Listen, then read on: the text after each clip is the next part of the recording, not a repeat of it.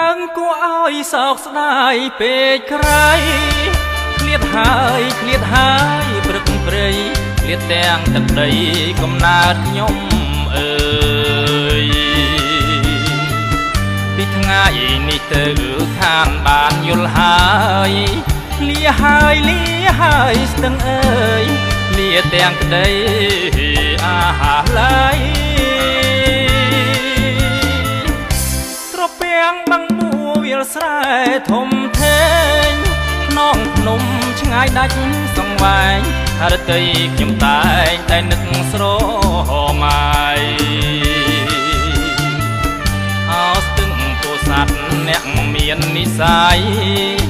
ចិត្តរៀមរែងនឹកមកមេគ្មានលួចថ្ងៃឡើយណាទឹកស្ទឹងត្រជាងរួមរះសុខសាន្តតើឲ្យខ្ញុំភ្លេចម្ដេចនឹងបានបើថ្លៃស្មើនឹងការនេត្រាក្រែងតែបងស្ដាប់បាត់បង់សូនសងខាគឺផុតពីក្ដីស្នេហាជាមួយកលយាលាហើយពោធិ៍សាត់លាក្លិនរំដួលទៅអើយអូនកុំប្រែប្រួលឲ្យបងឆាប់ជួលអងប្រាណនិស័យយើងមានគង់ជួបមិនខានបងសង្ឃឹមថានឹងបានស្នេហ៍សុខសាន្តនឹងគ្នា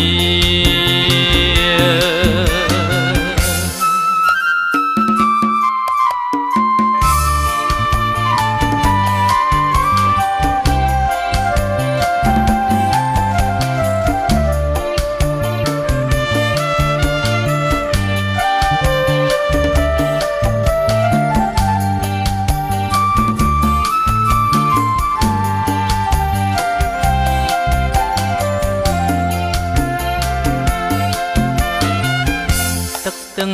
ត្រជាងរួមរះសុខសាន្តតើឲ្យខ្ញុំភ្លេចដេចនឹងបានបើថ្លៃស្មើនឹងកែវនេត្រាក្រែងតែបងស្លាប់បាត់បង់សូនសងខាគឺផុតពីក្ដីស្នេហាជាមួយកលយា